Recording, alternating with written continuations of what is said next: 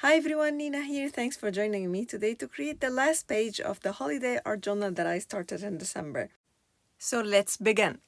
I'm starting by creating the background. For the background, I'm using different blue shades from Distress inks and I'm smooshing them against my glass mat. No specific pattern, just randomly here and there. And then I did spray it with water and I'm going to, sorry if it's a bit blurry over here, but then I'm going to bring my art journal page and I'm going to smoosh it against the background. Here is how it looks after multiple layers.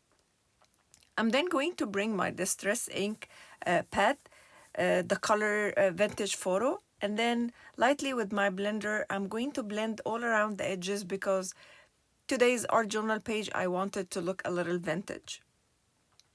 So I'm going to take my time and make sure that I cover all the white areas of the edges, plus go a little bit on the yellow to create this vintage look edges. Look how beautiful it is. The next step is I want to create a snow scene. So to create the snow banks, my best way to create the snow banks when it's a vintage art journal page is to cut the snow banks, not with the dies or anything. I want it to look worn out like this, so I just use my hand and I cut 2 snow banks. I keep measuring to make sure that they are the same width that I want. I'm then going to die cut multiple trees from the tree that is included in the Christmas truck set from Art Impressions. I'm going to die cut it from Bristol Smooth White Papers. I'm going to cut many of them. Only one of them I'm going to color green that is going to be placed on top of my truck, and the rest is going to be at the back of the scene and I will leave them white. So I'm taking my time and cutting multiple using my sidekick. All the materials that I'm going to be used today are going to be linked down below in the description. So here, and this part is very important in the coloring. I want to show you how I'm going to create a vintage looking truck using the Copic colors. So on the left are my light and bright, vibrant red colors that I usually use. And on the right are the colors that I'm gonna show you how I'm going to use to create a vintage colored. Look how different the color is for the left that is vibrant and the right that looks vintage. So on each section of the car, I'm going to come with my dark brown, which is E19 over here. And then I'm going to create the shaded areas. The best is to color section by section. So here I'm going to color the door. And then the second color that I'm gonna come with is the E07. I'm then going to flick vertically from the bottom, taking from the dark shade, going to upwards in vertical direction, coloring the whole section, which is the door here. See, the colors, they look very brown.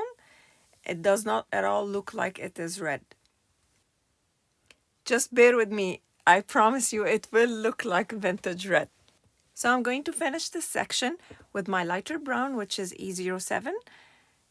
And then I'm going to come with my R27, which is a bright light red. And I'm just going to flick from the bottom again with vertical strokes until I cover the whole area.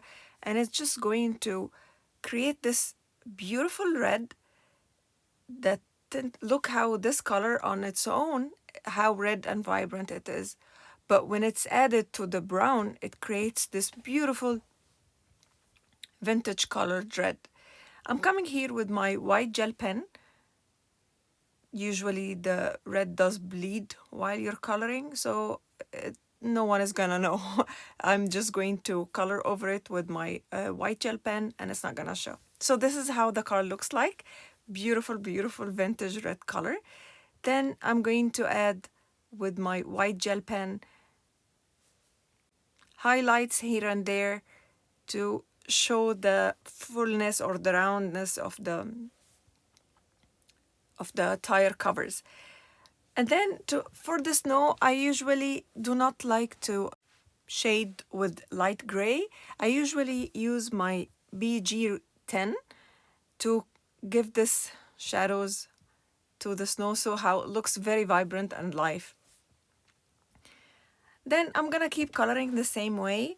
The browns over here for the wooden part of the truck. I also want to remind you that there is a giveaway going on. The giveaway is a $50 gift card to use on Art Impressions website. I'm gonna leave it linked down below as well. So don't forget to check the steps below so you can be part of this giveaway. I will also leave on the top right corner the link to the video where I describe the reason for the giveaway and how to be part of it. So the next thing we're going to color here is my tree. I also want it to look like vintage, so again I'm using Copic combos that look like vintage, not just a bright green. And this is the whole image when it's all colored. I'm then going to use my die cutting machine and the dies that are included in the truck, Christmas truck set to cut all the images. Then again here I'm coming to the snowbanks that I created, cutting with my hand, and I'm again shading the top part of it with the BG10 to give this beautiful vibrant snow color. And then I'm gonna start by attaching my snowbanks to the background. I'm using my Nuvo Deluxe glue to directly attach the first snowbank to my background. For the second one, to give some dimension and to put the truck, and the trees behind these banks, I am going to use a thick double-sided foam tape to raise the second snow bank to give dimension. So I'm just going to align it with the end of the page, the bottom of my page, and then secure it in place. I'm going to do the same thing with my Christmas truck. I am going to back it with the foam tape to give again dimension, and I'm going to tuck it between both my snow banks. I'm just gonna make sure first where I want to place my tree so it doesn't become difficult after I do attach my truck. So I attach the tree first, and then I'm going to attach the whole cluster between both my snowbanks.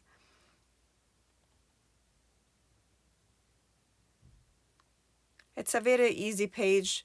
I just took some time to color with Copic markers and that's it, but it's really a very easy page. It's all about die cutting the trees and that's it. To level the tree with the snowbanks, because the snowbanks and the car is raised, so I just did add some thinner foam tape behind the tree. After I placed my car, I found out that the snowbank is really covering the whole area that shows from the window of the truck.